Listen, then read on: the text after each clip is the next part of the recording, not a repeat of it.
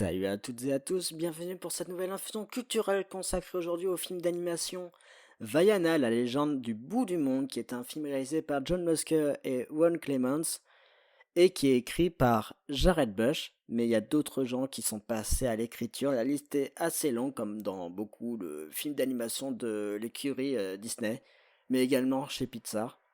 Donc on a du coup Ron Clements, l'un des deux réalisateurs, également John Musker, le réalisateur principal, et puis dans les autres scénaristes qui gravitent autour de ce projet, on a Chris Williams, Don Hall, Pamela Ribon, Aaron Kendall et du coup Jordan Kendall. Alors, de quoi ça parle? Vaiana, la légende du bout du monde, ça nous dit qu'il y a 3000 ans, les plus grands marins du monde voyagèrent dans le vaste océan Pacifique à la découverte des innombrables îles de l'Océanie, mais pendant le millénaire qui suivit, ils cessèrent de voyager. Personne ne sait pourquoi. Et du coup, ce film, ça nous raconte l'aventure d'une jeune fille téméraire qui se lance dans un voyage audacieux pour accomplir la quête inachevée de ses ancêtres et sauver son peuple. Au cours de sa traversée du vaste océan, Vaiana va rencontrer Maui, un demi-dieu, et ensemble, ils vont accomplir un voyage épique et riche d'action et de rencontres, mais également d'épreuves. En accomplissant la quête inaboutie de ses ancêtres, Vaiana va découvrir la seule chose qu'elle a toujours cherchée, c'est-à-dire elle-même. Alors Vaiana,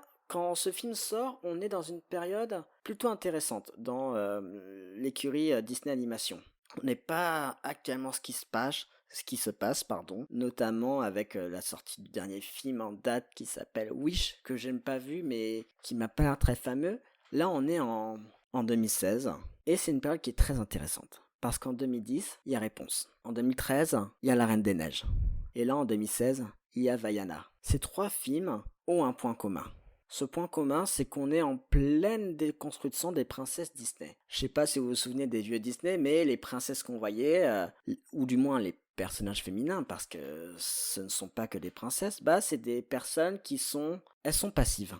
C'est les fameuses, si on reprenait un jeu, c'est le syndrome Peach en fait, où elle joue la demoiselle en détresse, la demoiselle qu'il faut sauver. Et c'est comme ça dans tous les films, c'est-à-dire que il y a le fameux moment où elles attendent le prince charmant qui les délivre. Et au final, c'est les princes charmants, les personnages principaux de l'histoire, à part quelques exceptions, mais les princesses et les personnages féminins, d'une manière générale, ne sont pas montrés dans un si beau jour. Et au bout d'un moment, aussi bon soient ces films, c'est plus possible en fait. C'est pas convenable en fait. Il est temps que la société change. Il est temps qu'on donne de vraies héroïnes aux petites filles. Parce qu'au final, ces personnages féminins, elles sont cuculapralines, elles sont pas... C'est pas très intéressant tout ça. Donc il a fallu que ça change. Et donc on est dans on est dans une pleine déconstruction des princesses Disney initiée avec Réponse. Et là avec Vaiana, on a peut-être la meilleure héroïne récente d'un Disney. C'est-à-dire qu'on a des personnages féminins qui s'accomplissent elles-mêmes. On a des personnages féminins qui sont actives. Elles sont maîtres de leur destin. Elles sont héroïnes de leur quête. C'est elles qui font des choses. Elles sont pas dictées par un personnage masculin qui va leur dire quoi faire. Et c'est pour ça qu'un film comme la Reine des Neiges est très intéressant, parce que ça déconstruit tout ce que faisait Disney. Et pour moi, la Reine des Neiges, même si on avait déjà vu Réponse avant, la Reine des Neiges, c'est le nouveau Disney. Malheureusement, c'est le nouveau Disney qui aura pas duré très longtemps, même si j'ai pas vu la Reine des Neiges 2. Faut voir ce que peut donner le Vaiana 2 qui va sortir en novembre, si mes souvenirs sont exacts. Mais c'est vrai qu'aujourd'hui, on a un petit peu perdu ce Disney, mais on aurait eu pendant une décennie. Et je pense que j'ai oublié des films Disney entre-temps, mais pendant cette décennie-là, la décennie des années 2010, ça a été le renouveau de Disney, avec tout le savoir-faire de John Lasseter, qui est passé, qui s'occupait déjà de Pixar, et qui s'occupe maintenant de Disney. Donc tout le savoir-faire technique avec ces images de synthèse, avec cette 3D, c'est beau, ça nous met dans un univers assez réaliste, c'est une baffe technique. Donc on a tout ce savoir-faire de Pixar avec toute cette modernisation qui au final je pense que le fait que John Lasseter était en ce moment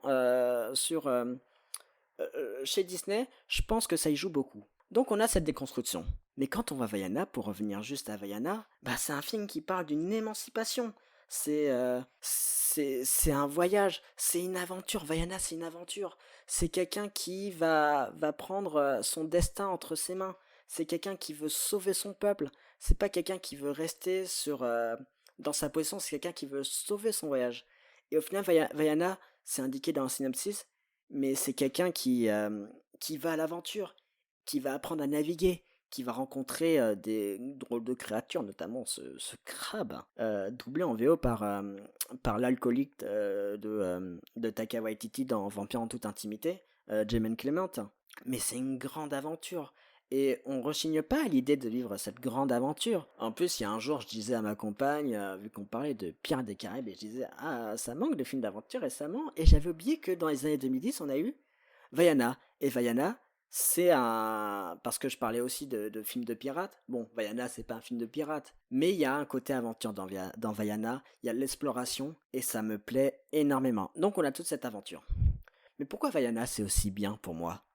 Bah en fait, c'est que Disney, quand ils nous mettent dans d'autres pays, eh ben ils intègrent les cultures, le folklore pardon de ces pays.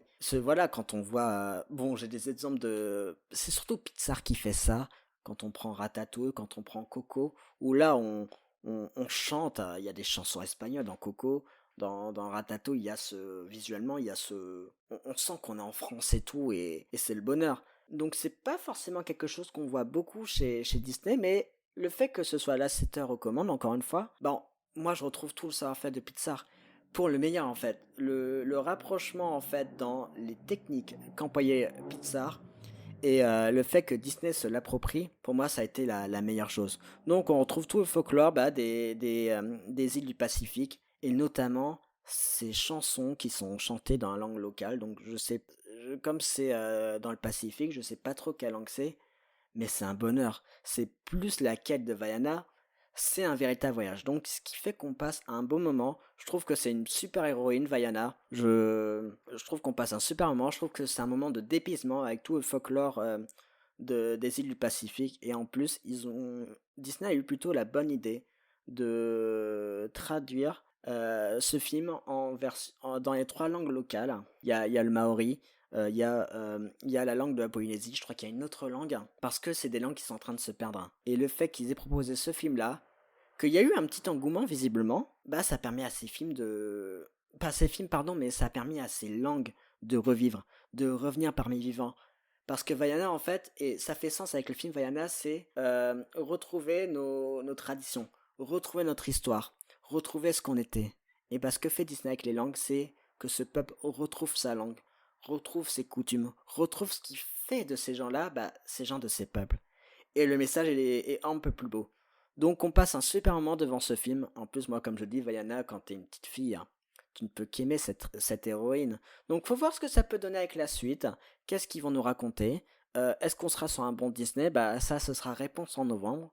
Et du coup, en attendant novembre, bah il y a des infusions culturelles à gogo. Donc je vous dis à la prochaine pour une nouvelle infusion culturelle. Bye bye.